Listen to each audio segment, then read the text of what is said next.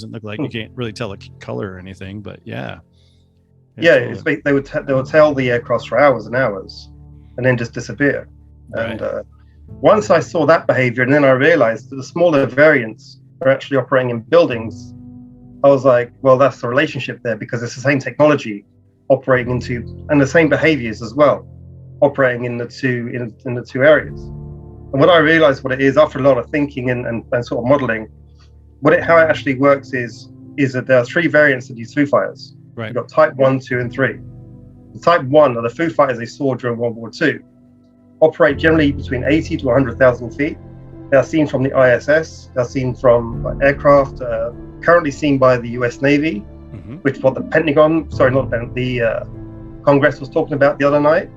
Exactly the same object, it's a big silver ball, right? Gotcha. Yep.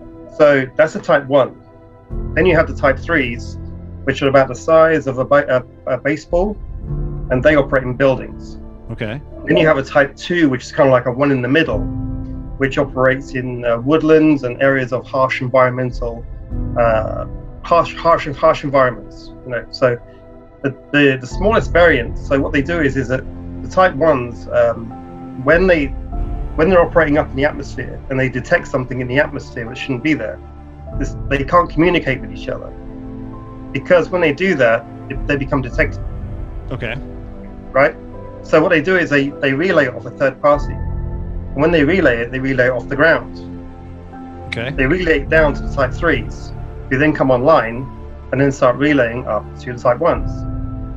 So it's basically they're just relaying signals back off of each other around, so that they can probably triangulate themselves. That's right. So if you map all the haunted houses in the world, or say in the UK, for instance, you'll notice they operate in lines and clusters, which appear to follow environmental topology, which matches or very similar to our own microwave-based communication networks. Wow. So what it is, it's like this is why haunted houses become active, or the houses become active for no reason, because the network has moved. So it shifts. So it's just like it's dynamic. Yeah, it'll move around to its needs. So when the signaling starts happening, what will happen in these houses is people will start feeling a bit weird. They start feeling sick, and this is because the Type 3s are producing high energy emissions. Yeah, so it's basically down to gamma radiation.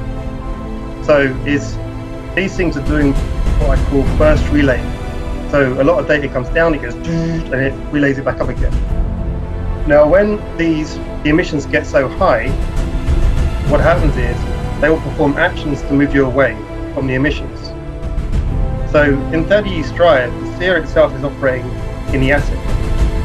That's right. And when the emissions get so high, it bangs a coal shed door, which, if you look at the layout of the house, is actually the most shielded part of the building.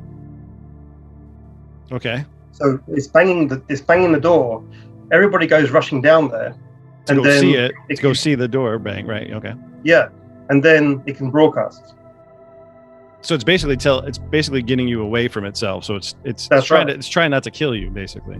That's right. So from what I can tell is it's like any network. It's like our own cellular network. It goes where it has to go, not where it wants to go, kind of thing. So it could be in a part of a field, it could be in a building. But what I kind of think is actually going on is they use buildings to help shield the electronic emissions. Probably so they're not identified. That's right. So because we could probably pick up on that if they're just. Yeah.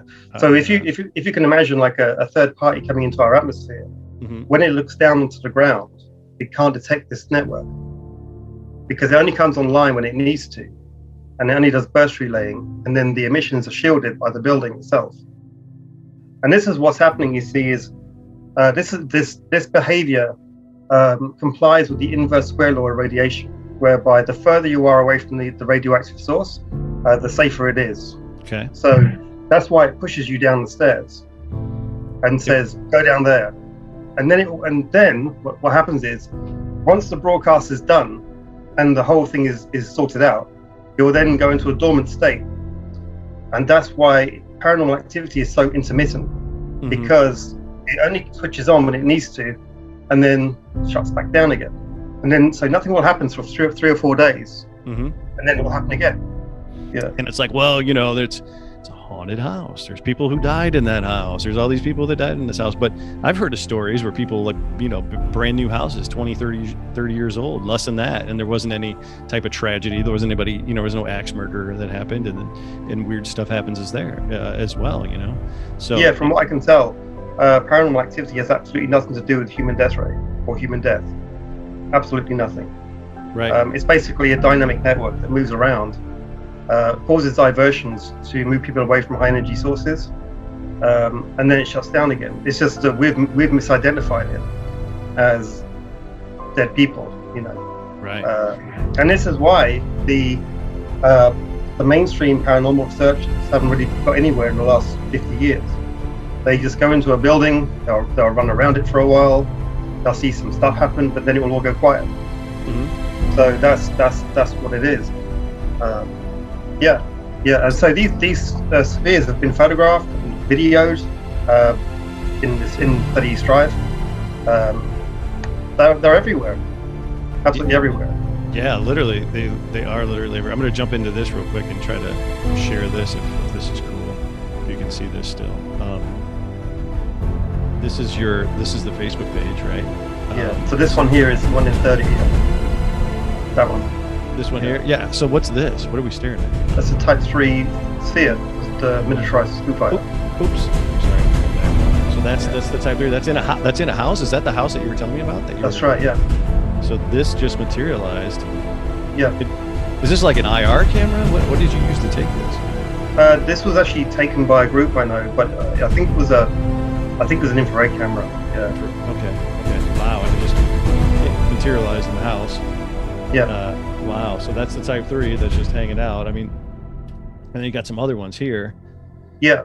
So what happens is that the Type 1s intercept external groups of interest, as in other UFOs. And this is an event that was caught over Washington, D.C. just a few months ago. There was nothing on the news about it, but a friend of mine caught it on camera.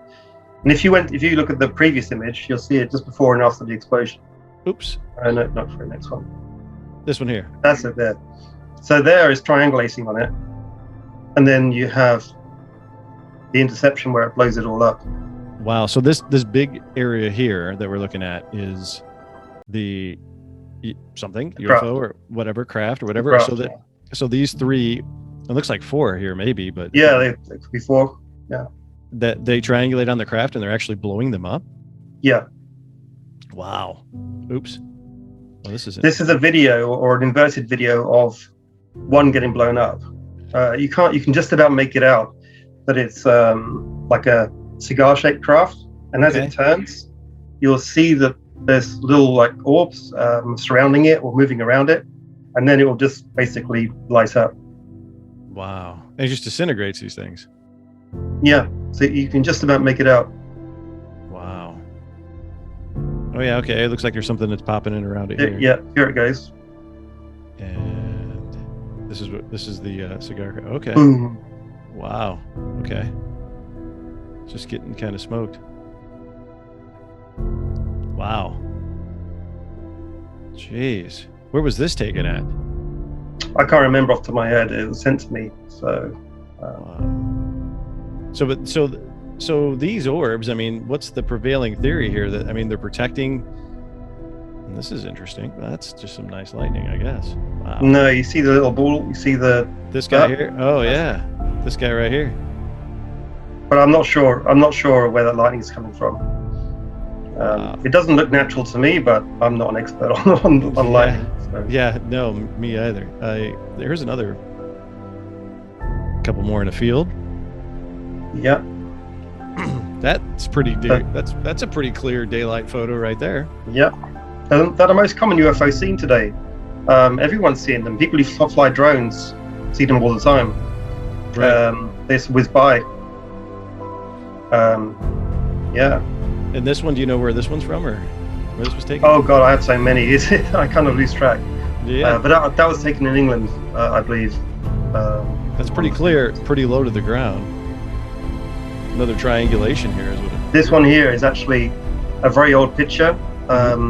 This was, if you look at the next image along, No. Next one. This one. You might have seen this. This is like said to be one of the best UFO images ever recorded. Right. So And there's some people this- recently online are saying that that's just the like the lens of the camera again or something. Oh yeah. Well, they always find something. Mm-hmm. But if you look at the next image along, you'll see that there's actually 3 spheres going into Interceptor. Wow. I never noticed that from that photo. Yeah. Yeah. Interesting. It is 3. 3 is the magic number, they say.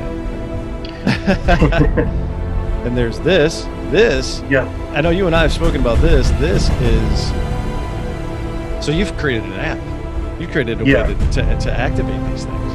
You figured out how to like agitate them enough to turn them on, right? To figure out where they're at. Am I wrong in saying that? Kind of. The app itself works in 30use Drive, where we test it a lot. Okay. You can basically set up all your sensors and then turn the app on, and the phone is in flight mode. And suddenly, within literally 30 seconds, all the sensors start going off, and then their little units will start responding to intelligently back and forth. So it does do something. How the app works is these spheres also create crop circles. So Wow. what I found was there was a code in one of the crop circles. So I copied the code and stuck in my own commands, and then did some magic to put it into an app, and then played that in 30, and stuff starts happening. Wow.